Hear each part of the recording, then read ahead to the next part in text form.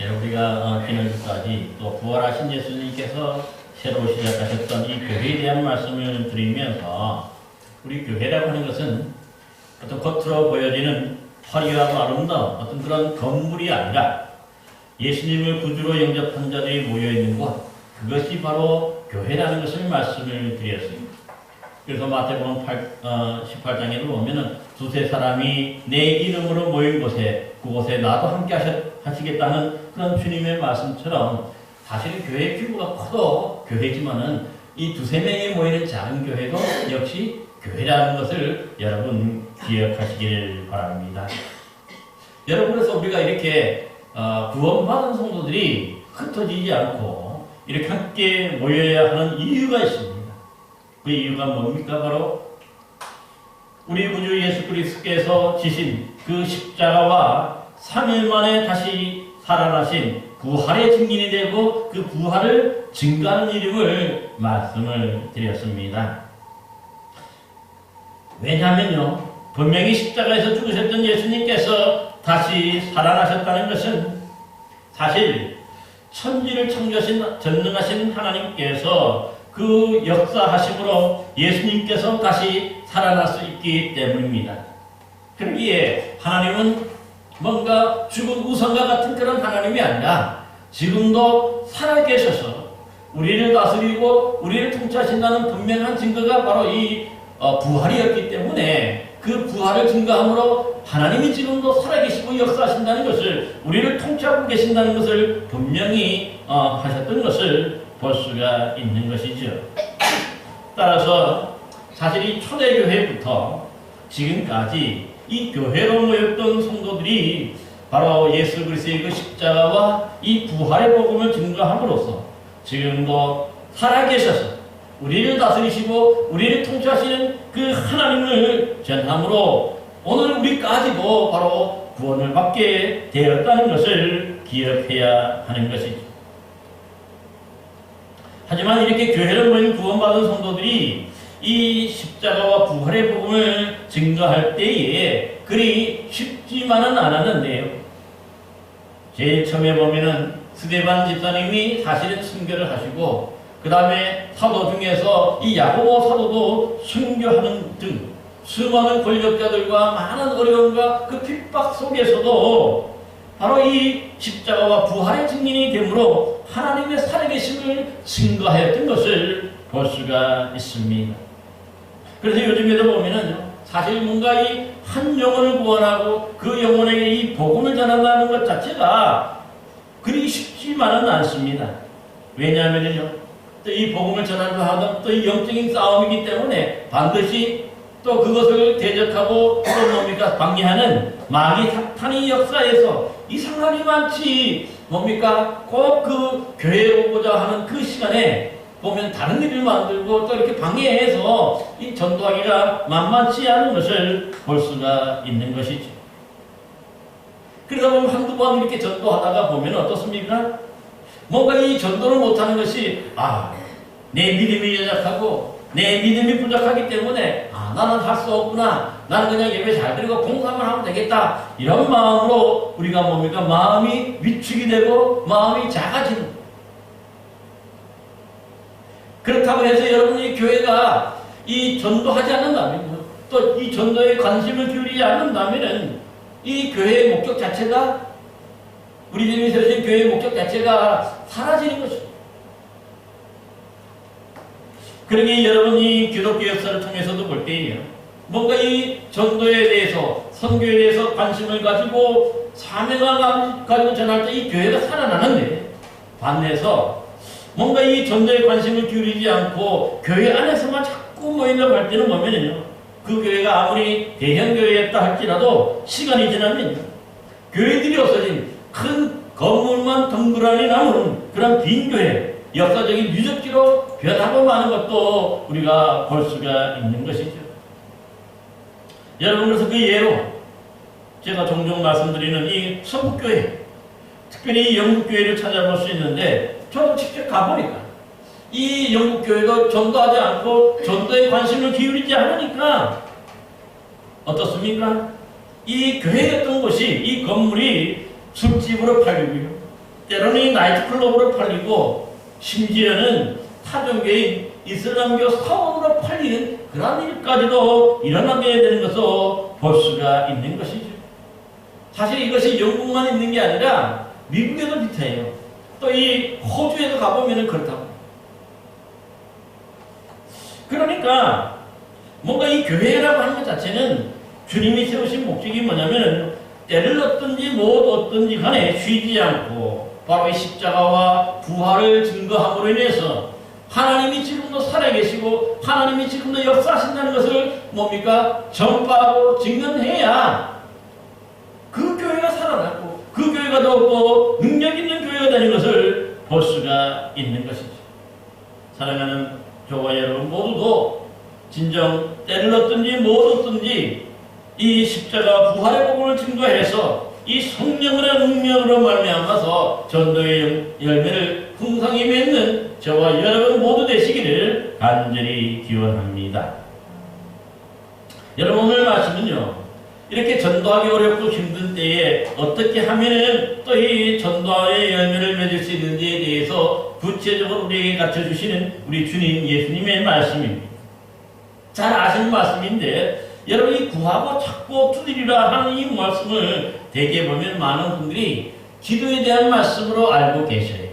하지만요, 이 기도에 대한 말씀이 결코 그렇지는 않은데, 왜냐하면 이미 우리 산상수훈의 6장인 마태복음 6장에 보면 기도에 대해서 구체적으로 예수님이 가르쳐 주셨어요.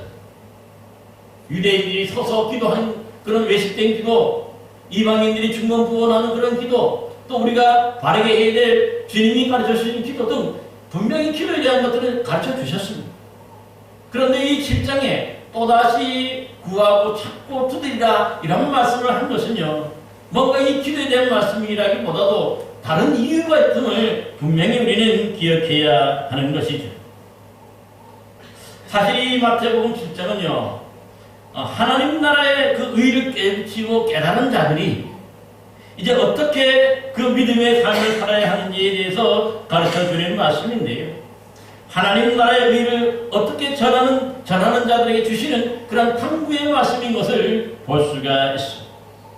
그래서 앞에서 보면은요, 하나님 나라를 전할 때에 먼저 남을 정죄하거나 그 사람을 비판하지 말아야 한다는 것이죠. 왜냐하면 나도 똑같이 인간이기 때문에 똑같은 실수와 똑같은 잘못을 할 수 있기 때문입니다. 그래서 많은 사람들이 복음을 전한다고 할 때에 먼저 그 사람을 정죄하고 그 사람을 뭡니까? 비판하면은 그 사람들이 복음을 받아들입니까? 오히려 반발하게 됩니다. 오히려 그래서 복음을 전할 수가 없는 거지. 뿐만 아닙니다. 또한 두 번째로 우리 실장에서 강조하는 것이 뭐냐면요, 이 거룩한 복음을 개에게 주지 말고 값진 진주를 돼지에게 주지 말아야 된다고 말씀하고 있어요. 이게 무슨 뜻입니까? 사실 이 거룩하고 가치 있는 이 복음의 말씀이 그 가치를 모르는 자들에게 던져졌을 때에 그냥 그것 자체가 그들이 뭡니까? 그 복음을 찍고 상하게 합니다. 그러니까 뭔가 지혜롭게 우리가 전해야 된다 하는 것을 분명히 말씀하고요. 아무나 함부로 또 이렇게 뭡니까? 전하다 보니까 그냥 뭡니까? 내뱉다 보니까 사실은 뭡니까? 이 복음의 열매가 없이 대신에 뭐죠? 그 상처를 입게 되는 것도 볼 수가 있어요. 여러분, 그러기에 오늘 본문에서는요, 이 거룩하고 값진 복음을 전할 때에 아무나에게 함부로 전하는 것이 아니라 지혜로운 헤아림, 이 지혜로운 헤아림이 필요하다고 말씀하면서 과연 그러면 어떻게 전해야 되는지를 우리에게 가르쳐주고 있습니다. 그러기에 먼저 구하라 그리하면 너희에게 주실 것이여 말씀하셨는데요. 여러분, 여기서 이 구한다는 말이 기도하는 것이 아니라 성도들이 하나님의 나라와 의의 복음을 전해야 될 전도 대상자를 구한다 하는 그런 뜻으로 받아들일 수가 있습니다. 왜냐하면요, 우리가 이 주님께 기도함 없이 구함 없이 뭔가 이게 뭡니까? 아무나에게 이렇게 하다 보니까 거기에 보면 폭력적인 사람들이 있어요. 오히려 비판적인 사람들이 있죠. 그래서 이런 사람들 때문에 이 복음이 찢기고 상할 수가 있어요. 특별히 이 복음을 전하는 사람들에게 큰 폭력을 행사해서 순교까지도 하는 것도 때로는 볼 수가 있는 것이죠. 그러기에 우리가 전도를 할 때에 그냥 무작위로 전도하는 건 아니죠. 대개 보면 내가 어떤 사람에게 전도해야 되겠다 하는 그런 전도의 대상자가 우선으로 정해져야 되는 거죠. 마음으로 내가 이 사람에게 복음을 전해야 되겠다는 그런 뭡니까? 작정이 필요한 거죠.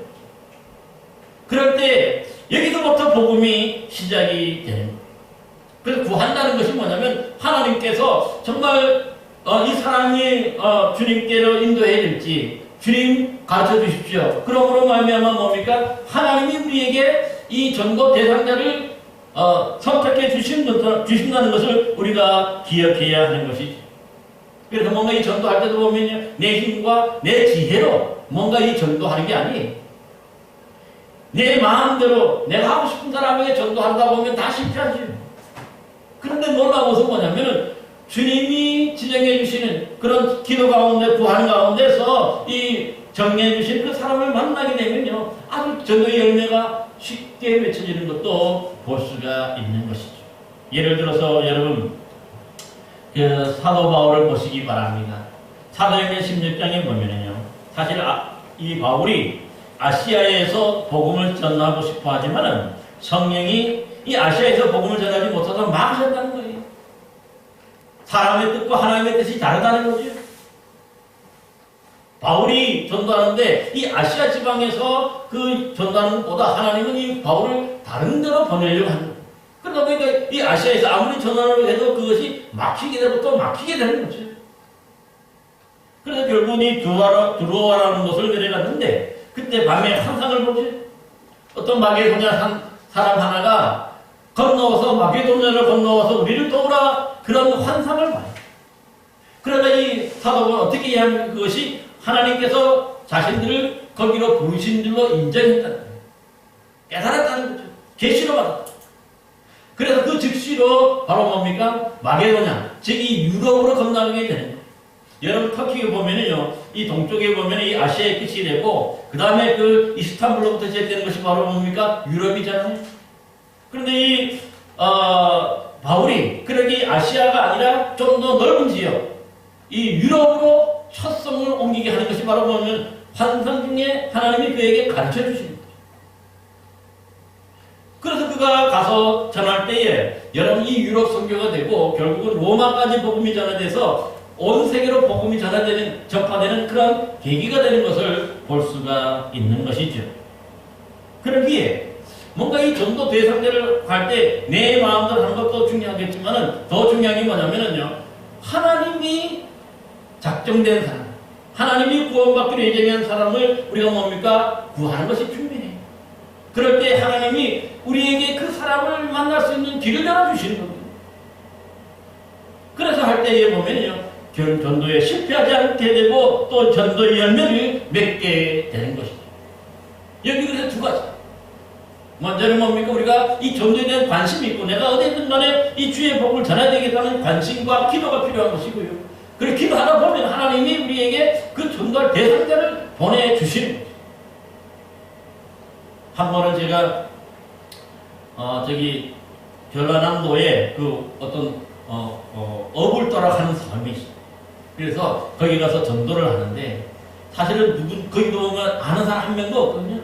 그래서 이 전도단을 꾸려가지고 그 섬에 가서 전도를 하는데 바로 해안 끝에 있어요. 하는 사람 하나 없지만 누구에게 복음을 전해야 되겠습니까? 근데 가면서도 기도. 하나님 오늘 주님 좋은 전도 대상자를 만나게 해주시니 선별해 주시니 마음으로 그 간절한 마음으로 기도할 때 놀라운 일이 뭐냐면요, 그 사람 만났는데 어떤 사람을 만났는지 아십니까? 보니까 육지에서 그래 할 때 보면은 이 CCC에 이 조사까지도 했다는 거예요. 참 놀라운 일. 전혀 기대하지 않았는데 하나님이 이미 이 대학 다니면서 육지에 나와서 대학 다니면서 CCC를 통해서 복음을 접한 사람이에요. 이런 수많은 사람이 거기 있어요. 결국 스스로가 그렇게 고백하는 것을 들었어요. 그래서 그 사람에게 다시 만나서 복음을 증거하면서 다시 뭡니까? 그 교회가 조그만 교회가 하나 있는데 교회 생활 것을 다 이제 인도했던 것도 기억이 나요. 그러니까 뭔가 우리가 전도하면서 그냥 내 힘과 내 능력과 내 지혜로 하는 게 아니라 하나님께 기도하면서 하나님께 간구하면서 나아갈 때 하나님이 바로 구원받기로 예정된 자를 보내주시고 예정된 자를 만나게 해주신 줄로 여러분 믿으시기 바랍니다. 그러기에 우리가 먼저는 뭐냐면 이 전도에 대한 관심과 기도가 있어요. 전도에 관심과 기도가 있을 때에 그 속에서 하나님이 정해주시는 그런 사람을 만나게 될 줄로 믿습니다. 그래서 우리가 전도하게 되는 것입니다. 또한 두 번째로 해야 할 일이 있습니다. 뭐냐면 오늘 본문 7절에도 보니까 찾으라 그리하면 찾을 것이라고 말씀하죠. 찾아낼 것이라고 말씀하죠. 그러니까 뭔가 처음에는 구하야 했다면요. 두 번째는 찾아내라는 거죠. 이 찾아내라는 말이 무슨 말일까요?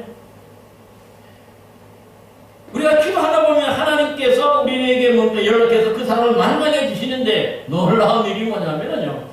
아직까지 그 사람이 지금 숨어 있어요. 드러나는 게 아니에요. 그러니까 어떻게 됩니까? 그 사람을 이제 하나님께 기도하면서 그 사람을 찾아내는 것이 중요해요.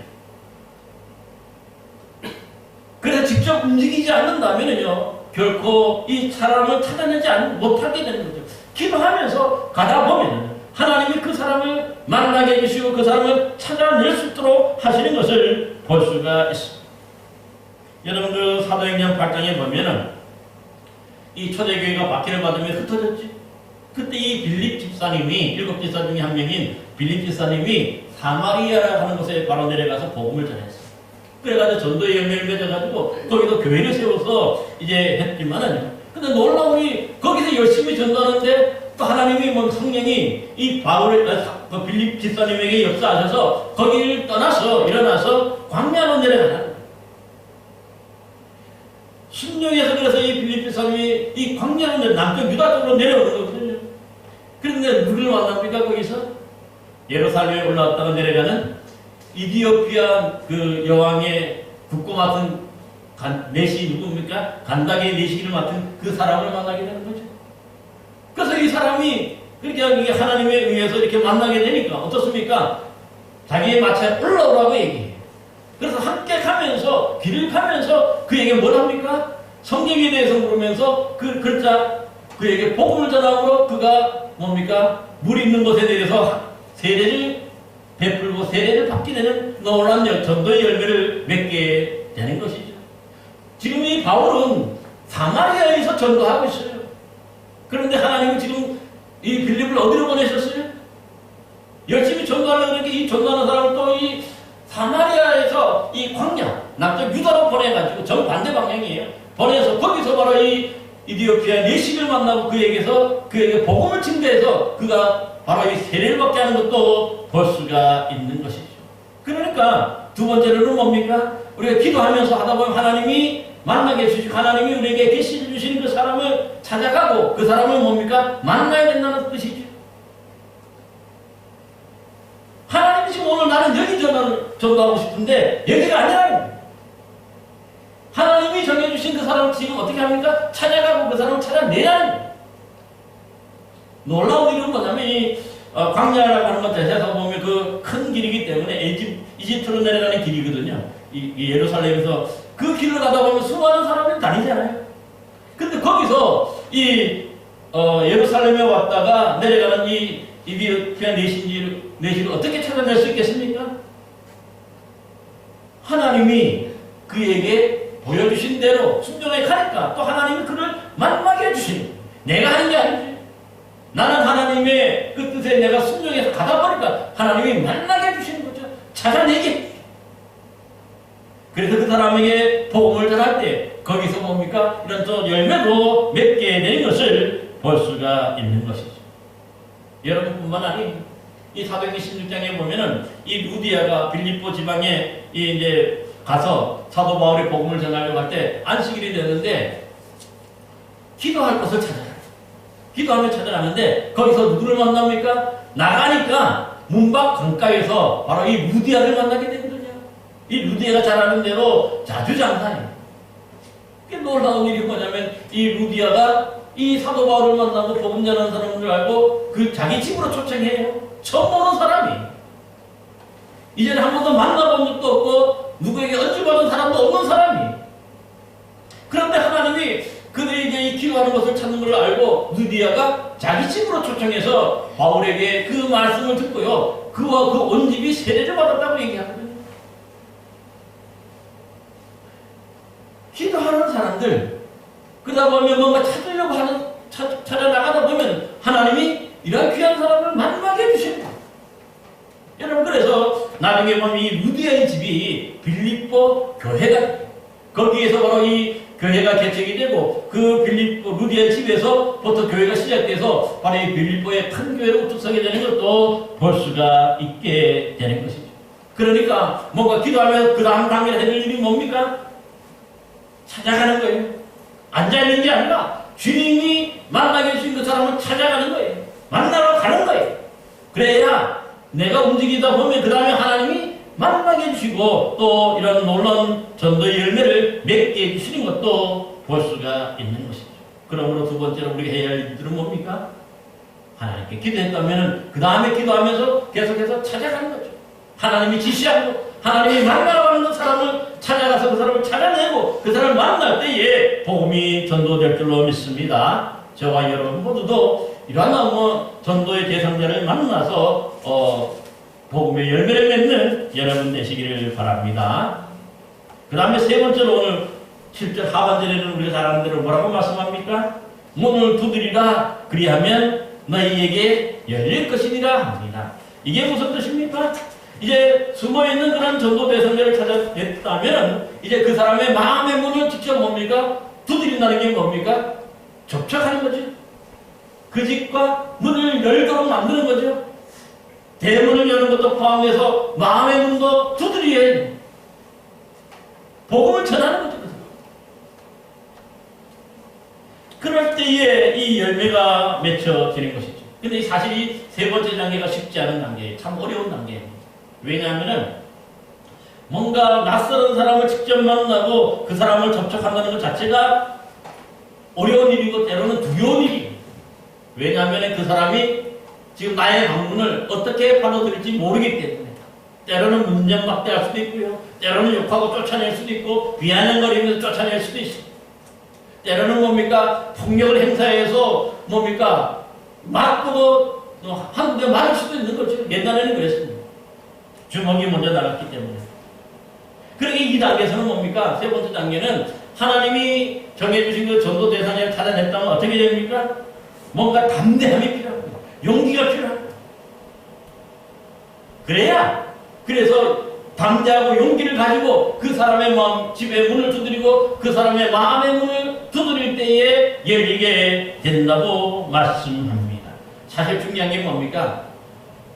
여기 그래 우리가 두려워할 필요가 없는데 왜냐하면요 하나님이 이 사람을 만나게 해주시고 이 사람의 집을 찾아냈다면 당연히 또 하나님이 우리에게 할 말을 주시고 또 하나님이 이미 우리가 가기도 전에 그 사람의 역사하셔 주셔서 그 사람을 감동시켜 주시기 때문에 그러한 것입니다. 여러분 사도행전 10장에 보면요 사도 베드로가 이 욥바라고 하는 곳에서 무두장의 집에서 머물고 있을 때 그가 지붕에 올라가서 기도를 해요. 기도 시간에 대해서 기도할 때에 어떤 일이 벌어집니까? 역시 여기 환상을 보는데 하늘이 열며 한 그릇이 내려오는데 유대인으로서는 먹어서는 안 되는 부정한 음식들이 담겨져 있는 그러한 도자기였어요. 그러면서 이 하늘에서 음성이 들려왔는데 베드로야 일어나서 차가 먹으라 하는 음성을 들었으나 베드로는 어떻게 합니까? 이것이 자신의 믿음을 시험하는 줄 알고 처음에는 뭡니까? 유대인으로서는 부정한 음식을 먹지 않겠다고 거절합니다. 하지만 하나님이 뭐라고 말씀합니까? 하나님께서 깨끗하게 하신 것을 내가 섭대자 하지 말라 하는 그런 음성이 들려와요. 그러니까 이 베드로가 이건 무슨 뜻인지 깨닫지 못하고 그 당시에는 의아하게 생각했다는 거예요. 근데 놀라운 일이 뭡니까? 바로 그 다음에 그 집에 문을 두드리는 사람이 있었죠. 누구냐면 바로 이 고넬료가 보낸 두 사람. 이 이방인이라서 고넬료도 똑같은 시간에 환상을 보고 베드로를 찾으라 하는 그런 음성을 듣고 자기 종들을 보내는 거죠. 하나님이 다 준비해 주셨어요.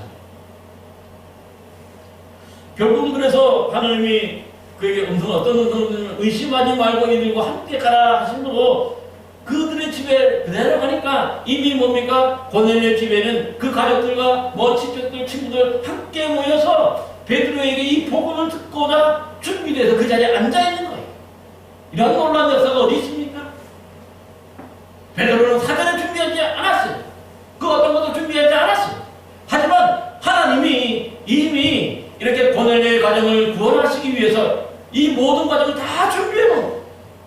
그냥 이 베드로가 가서 주님의 말씀대로 증거하게 하니까 이 고넬료의 가정이 세례를 받고 그들이 예수 그리스도를 영접하는 것을 볼 수가 있는 것이죠. 이처럼 당시에는 이 유대인이 이 이방인의 집에 간다고 하는 것 자체가 참 어려운 일이에요. 왜냐하면 유대인들은 이방인들과 교제하지 않았고 부정하게 여기고 더럽게 여겨서 이방인들 그래서 집에 가지도 않고 음식도 먹지 않았어요. 그런데 하나님이 가라 그러시니까 어떤 겁니까? 맨 처음에 거절하지만은 그러나 이 하나님의 역사하심을 따라 순종해 나가니까요. 이 이방인에게 이 부정한 이방인에게 뭡니까? 복음이 증거되는 그런 놀라운 증거가 맺혀지게 되는 것을 볼 수가 있는 것이죠. 여러분 그러기에 우리가 많은 부분에서 전도자들이 실패하는 이유가 바로 먼저는 이 전도 대상자를 기도하지 않는 것이고 두 번째로는 뭡니까? 그들 찾아가지 않고 내가 움직이지 않기 때문에 그렇고 세 번째로는 뭐예요? 그들의 문을 두드리지 않고 그들에게 직접 증거하지 않기 때문에 바로 실패하는 것도 볼 수가 있는 것이죠. 여러분 그러기에 오늘 말씀처럼 정말 우리가 어렵지만은 힘들지만은 먼저 기도로부터 이 전도에 대한 관심을 기울이고 기도하면서 그 영혼을 다가가고 그 영혼을 찾아갈 때에 하나님이 그 문을 미리 준비해 주셔서 하나님께서 이미 그 열매를 맺도록 역사해 주시는 것을 여러분 믿으시기 바랍니다. 그래서 올해 한 해 동안도 이제 이 11월 한 달 동안 우리가 전도하는 날로 이렇게 담았는데요. 이 기간 동안에 한 달 동안 우리 12월 첫 주 될 때까지 이렇게 기도하고 또 하나님이 주시는 그 계시를 따라서 찾아가고 만나고 그 사람에게 복음을 전해서 오늘 이번 한 달 동안 꼭 한 명 이상 전도할 수 있는 저와 여러분 모두가 되기를 간절히 기원합니다. 기도하겠습니다.